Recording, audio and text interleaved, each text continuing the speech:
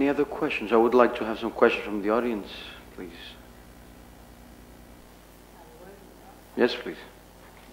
Please wait for the microphone for a minute, please.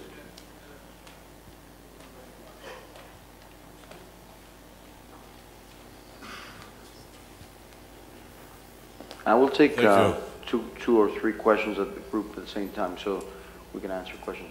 Please state your name and... Yes, I'm Colonel Lunigiani. I'm Italian Army, NATO officer this time, last time EU officer.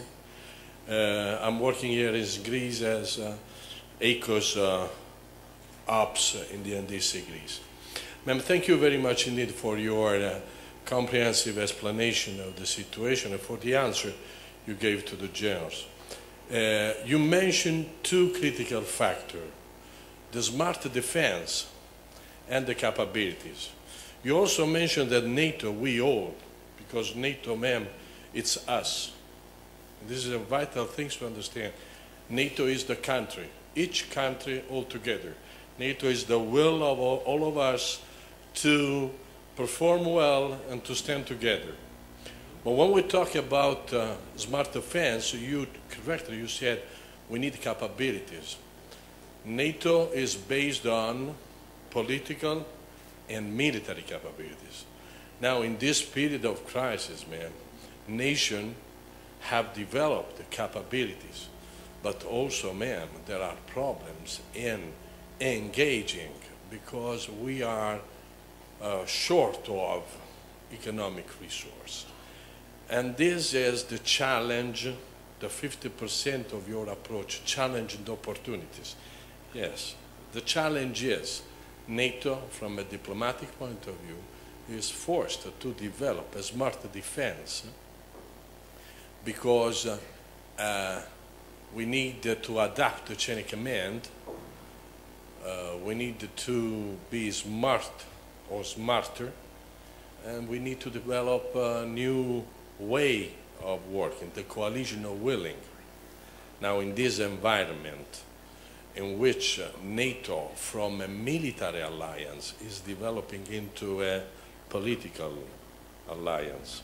Now, in this environment, I think we are facing a huge challenge, man.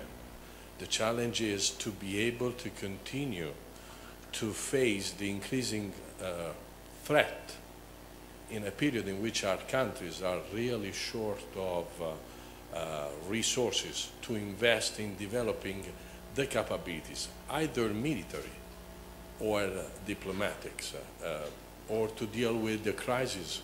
The crisis response options are not only those we are planning, but mainly are our forces engaged into theater to deliver through no lethal means aid. So the point is, Chicago, what we can expect from this summit. Can we expect a step forward in solving the problem of working all together out of our AOR? Because we do not work anymore inside the NATO AOR. And for the old soldier like me, the AOR still exists. We are out. And this is a challenge for you as my diplomats, because I belong to you this time, not anymore to my country. But it's also an opportunity for me. Thank you very much indeed, ma'am.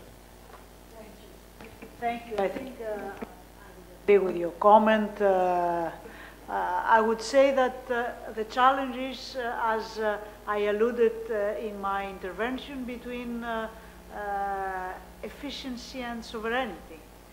Because if we are talking about smart defense, we are talking about sharing defense capabilities. So to share defense capabilities, you need political consensus among nations, and our nations are coming to the table of the negotiation as sovereign nations, democratic nations, and defense is a very sensitive issue for our society. It's more than logical to have more defense capabilities in common, to share.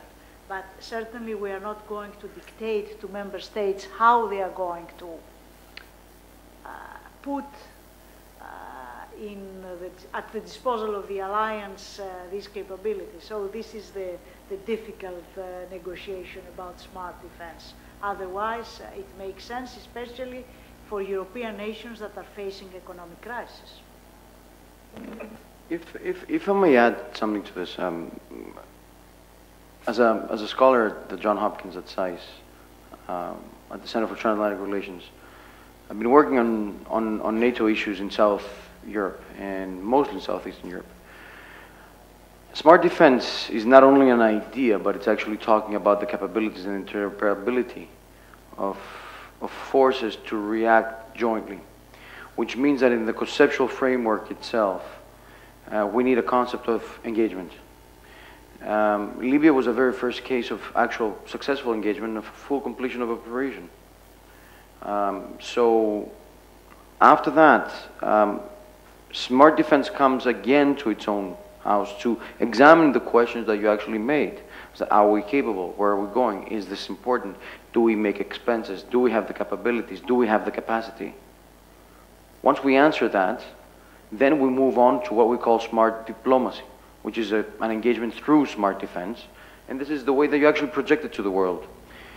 The question still stands of what NATO stands for, but it just has to be branded in a different way. This is 21st century, so NATO needs to be branded.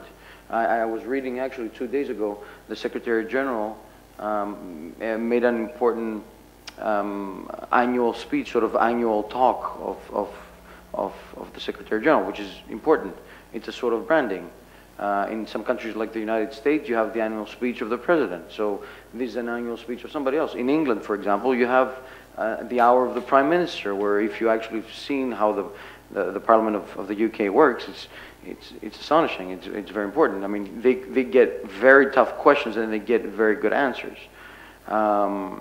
So I think NATO is going social in a way, in a smart way, in a smart defense, not only operationally. NATO has evolved and will evolve, but it has to take some time to show it. Now we have the strategic concept in 2010. Now it has to be evaluated. Are we going well? Where are we going? And then you have to see it again on the political side. So I don't know if I added any value to your question as well, but I'm talking from the social point of view now, from the academic, if you want it. So thanks for that.